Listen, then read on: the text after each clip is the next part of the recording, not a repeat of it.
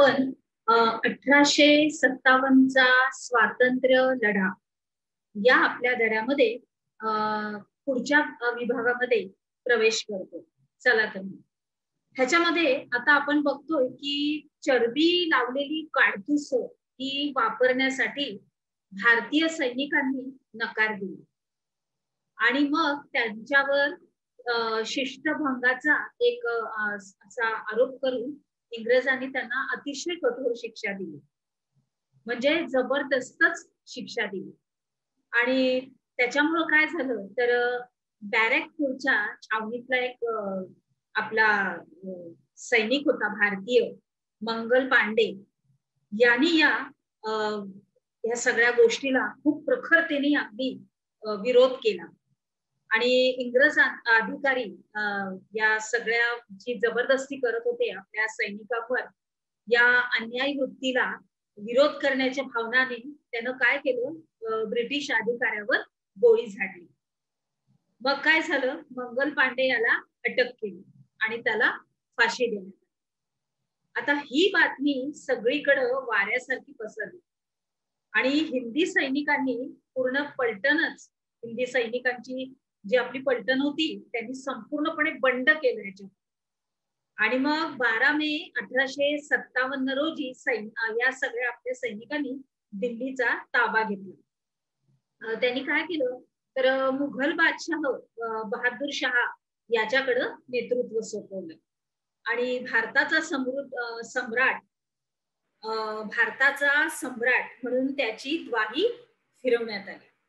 पुढे काय झालं तर या लढ्याची व्याप्ती कशी कशी वाढत गेली बघा. असंतोष सगळ्यांमध्ये आता वाढायला लागला आपल्या भारतामध्ये.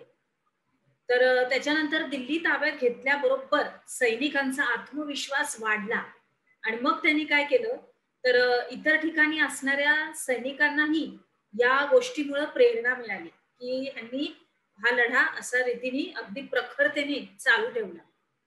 मग लवकरच या उठावाचं लोण हे उत्तर भारतामध्ये पसरलं.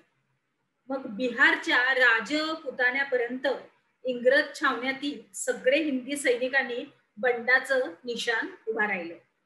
मग लखनौ, अलाहाबाद, कानपूर, बनारस, बरेली, झाशी या ठिकाणी सुद्धा उठावाला प्रारंभ झाला. मग हे पुढे हे सगळं लोण दक्षिण भारतभर पसरलं आणि मग त्याच्यानंतर मग नागपूर, सातारा, कोल्हापूर, नरगुंद अशा ठिकाणी उठाव सुरू झाले. पुढे बघूया.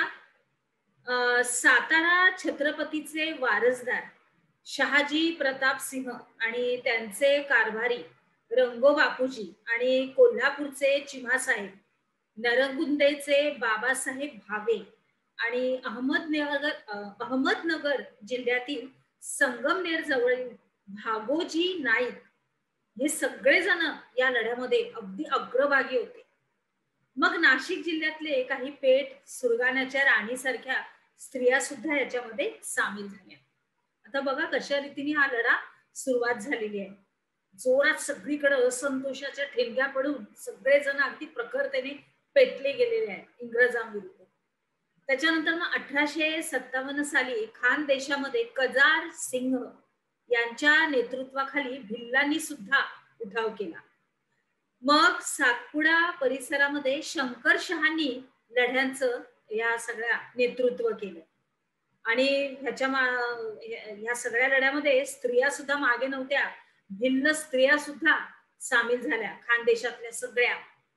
त्याच्यानंतर मग लढ्याचं नेतृत्व अंतर्गत आपण बघणार आहोत की 18व्या शतकामध्ये मुघल साम्राज्य अगदी दुबळं झाल्यानंतर नादिरशाह अब्दाली सारख्या परक्यांनी हिंदुस्थानावर आक्रमण करायला सुरुवात केली होती.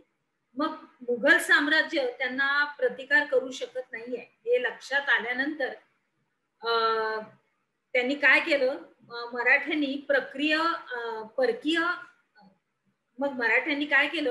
परकीय आक्रमणापासून हिंदुस्थानाच्या या रक्षणाची जबाबदारी आपल्या शिरावर घेतली आणि मग त्याच भूमिकेतून मराठे अब्दाली विरुद्ध पानिपतावर लढले.